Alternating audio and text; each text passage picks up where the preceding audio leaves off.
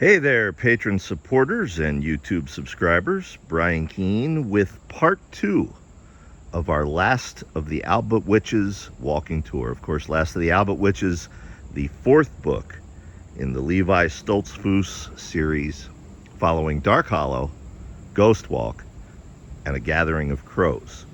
As I mentioned, this is part 2. If you haven't watched part 1 of this walking tour, you might want to click back through to my YouTube channel and watch that first. We are now at the bottom of Chickies Rock. As I mentioned, it is the highest point in Lancaster County and one of the highest points in all of central Pennsylvania. Now, it is summertime. There's lots of foliage. We are not going to be able to see the top. I'll warn you right now. And I can already tell you this camera is not doing it justice. I can see the cliff face back there. You probably cannot, but it goes up and up and up and up and up. So Levi was hanging way up there where that cloud is, and he had quite a fall if he had fallen. You may remember in yesterday's video I pointed to a small black strip at the bottom of the cliff. We're now standing on that. This is the Northwest Lancaster County River Trail, accessible from the towns of Columbia and Marietta. And if my phone cooperates, I'm gonna take you on a walk. We're gonna head back out to Columbia, and we're gonna talk a little bit more about the book and some of what we're passing. I'm gonna turn this way right now because there's somebody coming by and we don't want to violate their privacy. We're always respectful. But all right, so as I said, this is the Northwest Trail. We are heading towards Columbia. The town of Marietta would be behind us. Of course, in the books, Levi lives in Marietta. When you first meet him in Ghost Walk, he's grocery shopping in Columbia. The Susquehanna River is through here, right over that strip of woods.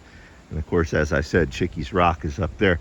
We're still walking by the cliff face. I don't know how well you guys can see it, how well you can't. But it is there. It looms over these woods. There's a cave over there. I don't know if we can capture that or not. Yeah, probably not.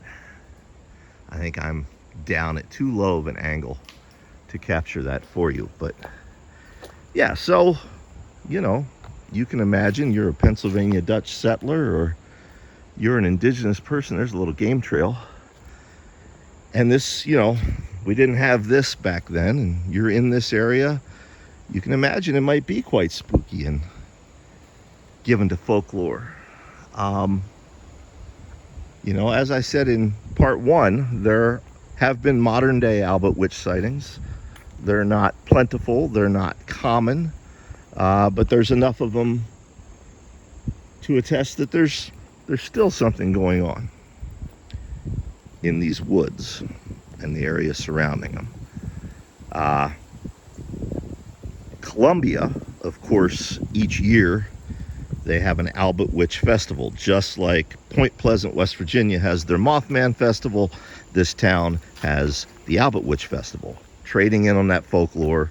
It's a good time. I've been there as a guest speaker several times. I've signed books, and they have other guest speakers. And I think I mentioned Rick Fisher in yesterday's video. He is our resident expert when it comes to folklore and the paranormal and supernatural.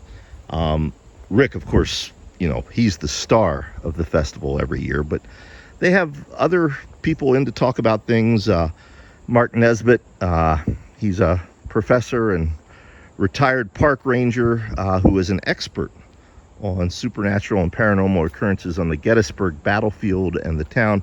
He has spoken there. As I said, I've spoken there. I spoke about the 1937 Raymeyer's Hollow hex murders, which have been popularized several times in popular fiction and a film starring Donald Sutherland.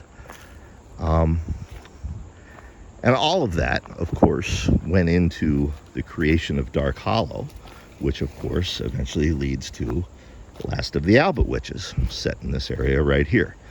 So yeah, let's walk a little bit. I want to show you some scenarios up here if the phone will cooperate.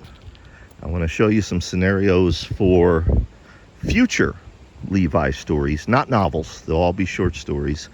And an area that I wanted to include in Last of the Albatwitches, but because it was supposed to be a novella rather than a full-length novel, I just didn't have the room to include it. But I may use it at some other time. Like part one of our video, you know, as I showed you, the Chickies Rock Scenic Overlook is available to the public. It's accessible to the public, just right there off Route 441. This trail is also accessible to the public. I entered from Columbia. There's also an access point back in Marietta. As you can see, it's bike friendly, hiking friendly, accessibility wise. If you're in a motorized wheelchair, you're not going to have a problem at all. Now this is interesting, and I swear I didn't set this up.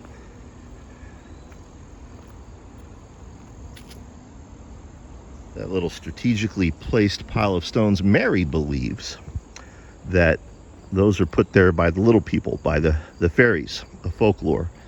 And I don't begrudge her that belief. I'm not sure that I share it, but I certainly don't begrudge it because it doesn't harm anybody. It makes her happy to believe it. Why would you begrudge anybody that? Here we go. The parking lot I showed you yesterday, or I should say in part one of the video, is up that way. 0.3 miles up that very steep, winding little trail right there, all the way to the top. We are not going that way. But yeah, I think it's great that Mary believes in that. We did have an experience on our honeymoon. We hiked into a very, very old growth forest on Mount Rainier. One of the spots with some of the oldest trees on the entire mountain. And I very specifically checked the trail marker on our way in. And on our way out, there was a similar pile of stones, a little cairn of stones. There were no other hikers on the trail. Nobody else out there with us. So where did they come from? I don't know where they came from, and I'm okay admitting I don't know where they came from.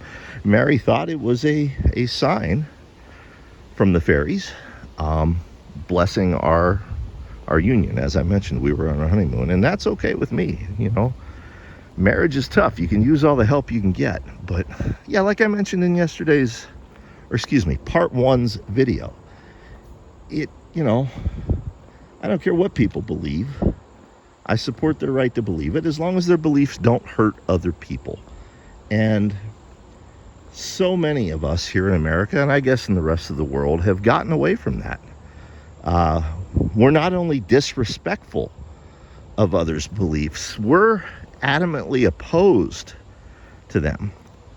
And I'm not talking about like belief in human sacrifice or you know, nun beating or puppy dog drowning or something like that. I'm talking about, you know, just people's everyday beliefs. We've become so polarized and so opposed to so many of these things that don't line up with our specific narrow little worldview, and it's just so exhausting and it's so tiring. And I genuinely fear where it's leading us. If you do hike this trail, there are memorial benches all along the stretch if you want to sit down and relax. I'm happy that the phone is cooperating today. So I will warn you, if you do decide to replicate this walking tour in person, yesterday's hike was a lot shorter than this one is going to be. Part one was 21 minutes long, I think, from the scenic outlook back out to the parking area. This one might be a little bit longer than that. One thing, I don't know if the camera is picking it up or not. You can hear traffic from here. We're about a mile and a half from Route 30, one of the main highways here in Pennsylvania, and you can hear the traffic just clear as day. Nice little stream, and there's a spring back there, and I go up. That's not sky, that's cliff face. That's sky up there, but that's cliff. But yeah, if you were some sort of primate or missing link, about 4 feet tall with reddish hair or brown hair, who was fond of the apple orchards of the Pennsylvania Dutch and who used to steal fish from the Susquehanna Indians, then you could still live here, but you would do so with the sound of that traffic from the highway, and of course cyclists and hikers and people like me narrating on YouTube. There's a smaller cliff up there, but it is quiet at night. I've hiked this trail at 2 in the morning, and it's a very different place then. It's far spookier. I mean, not that I've ever seen anything that scared me or weirded me out. It's actually sort of peaceful, but it does feel spookier. But yeah, during the day, I would imagine they hide, they sleep. They're probably nocturnal if they exist. I believe that they do. My belief hurts no one else. You believe what you want to believe. I want to believe. Like I've said in my nonfiction book, The Triangle of Belief. That's my philosophy at age 55, and it's one I'm sticking to. Here we have some high peaks again, going way up. Of course, these are nothing, you know. Having been on Mount Rainier 2 months ago, you know, that absolutely dwarfs these. These are ant hills compared to that, but still very cool. Still, of course, very deadly. If you were to fall from one of those, like at the end of Last of the Albatwitches, yeah, you'd be done for. Here's a vine. Maybe the Albatwitches swing around on those.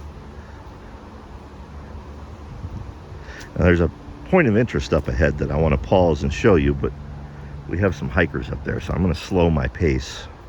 Hopefully let them get ahead. We don't want to intrude on them, and we don't want them to intrude on you.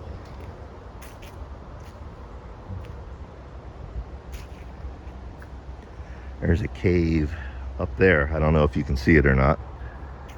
You know, this area, it has that. Of course, they used to mine here. I showed you the trolley tracks in part 1 of the video. You know, the river was a main thoroughfare. They had channels, and they transported all kinds of things on boats from New York all the way down to Maryland and the Chesapeake Bay. But there was also a lot of mining in this area, iron ore mining. And yeah, here's what I wanted to show you. And again, we're going to pause because I want to let these folks get ahead.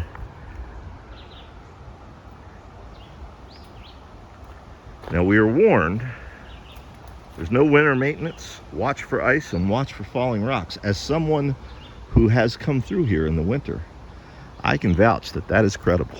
That is absolutely credible. But yeah, here we go. This tunnel was carved way back in the day for mining purposes. I believe trolley tracks ran through here at one point.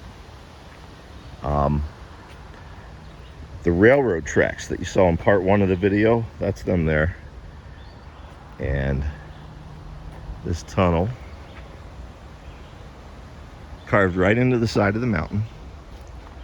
I don't know how old these walls are. I believe they may be the original construction.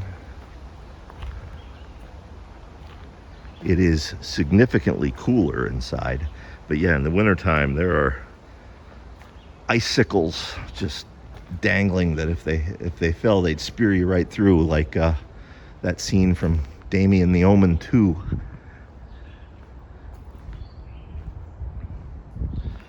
Yeah, when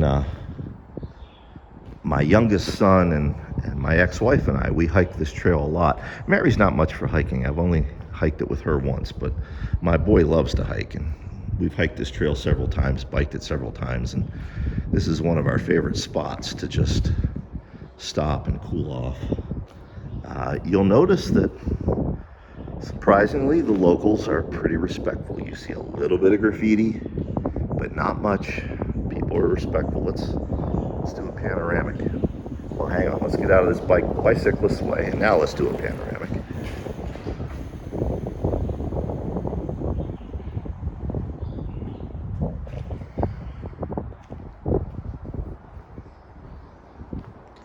So that was one of the things I wanted to show you. There's 2 more up ahead. Actually, 3 more, if the phone holds out. If it doesn't, if I end in mid-sentence, well, I hope you enjoyed it. I am not doing what I did for part 1 and filming it 3 or 4 times just to get it right. It's hot out here, and I'm too tired to do that. And yeah, you want to talk about the heat. You notice it significantly as soon as you walk out of the tunnel. The heat rises. So yeah, if you do hike this trail, any of you watching, definitely recommend that as one of your waypoints.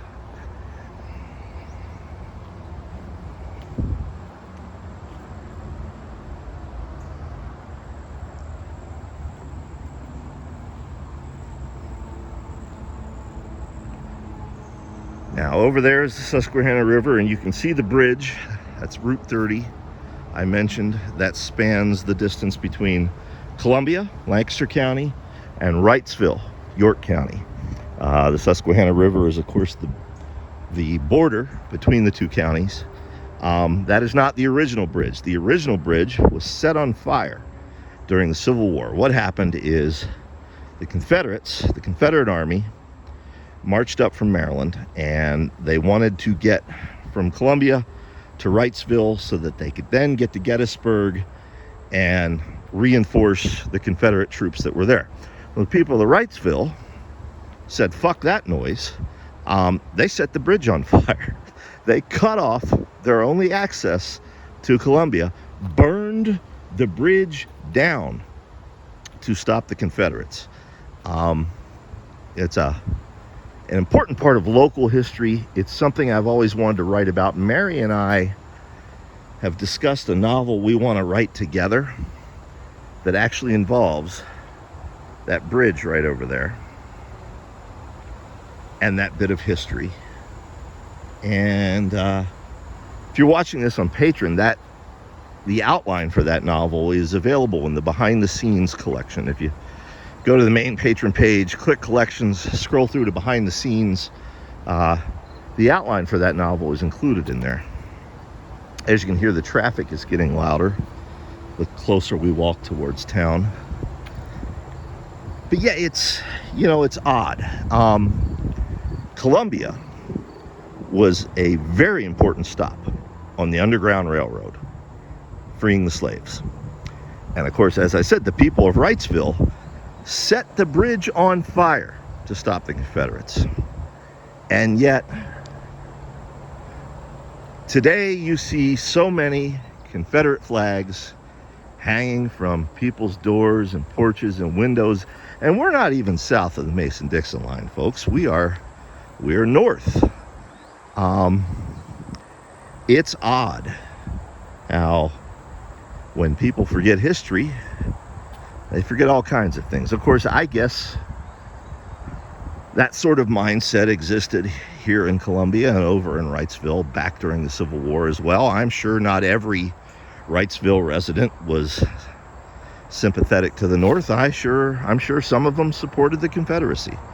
But enough good people came together and said, oh no, you shall not pass, and set their own bridge on fire and changed the course of American history right here in my town. Changed the course of American history, because if those Confederates had made it through to Gettysburg, which was, of course, the most decisive battle of the Civil War. Well, I think it was, but I'm not a Civil War historian, so, maybe I'm wrong. I'm sure somebody will show up in the comments and tell me. If they had not done that, the outcome of that battle could have been very, very different. That's another part of folklore here in central Pennsylvania, Gettysburg. They say it's one of the most haunted places in America. I believe that It's possible that that is certainly true, other than perhaps Tulsa or Ground Zero in New York City. I can't think of any other place in America where more American citizens lost their lives so violently than Gettysburg. And a lot of blood was spilled on that ground, and you know, if there's anything to that, then sure, I could see why folks would consider it haunted. There are far more narratives and sightings and reports of ghosts from Gettysburg than there are of Albatwitches. I don't know what that says about anything, but I find it interesting. There's the bridge. See the cars going by. We're getting closer.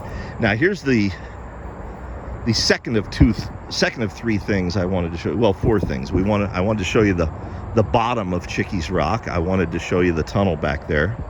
I want to show you this, and I want to show you one other thing. This is an anthracite coal furnace left over from back then, from even before then. When my youngest boy was smaller, we would climb up in there and play. We are not going to do that today because I'm 55 years old and I'm not clambering over all that shit while trying to hold a phone. Graffiti is a little worse here than it is back in the tunnel. But that goes back, and then it's open air up there. And this was an anthracite furnace that they used to burn anthracite coal in. And that is all the original rocks as well, I believe.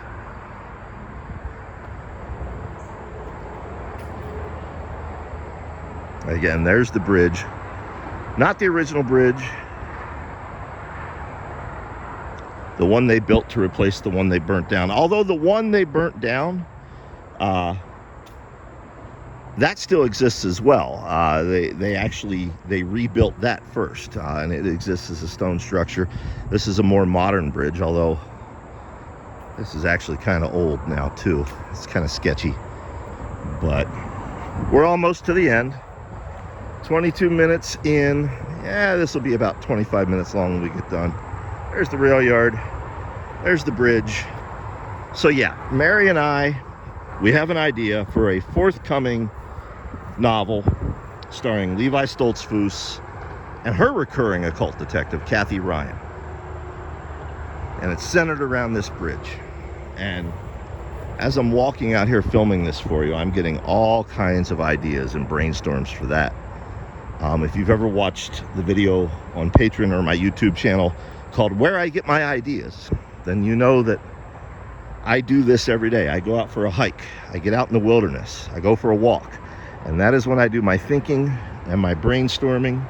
I used to read during that time, but my friend Stephen King, he has shown us the way, that it is dangerous to do that, and therefore I don't do it anymore. Steve, you know, I'm just kidding around. I love you. I appreciate you. But you know, come on, it's me. But yeah, I do all my thinking every afternoon when I'm out for my walk. It's getting significantly louder now. I hope you can still pick me up. We're almost to the end. Almost to the end. There's just one more thing I want to show you, and it doesn't have to do with Last of the Albatwitches. It actually has to do with my book, End of the Road. So now we're under the bridge.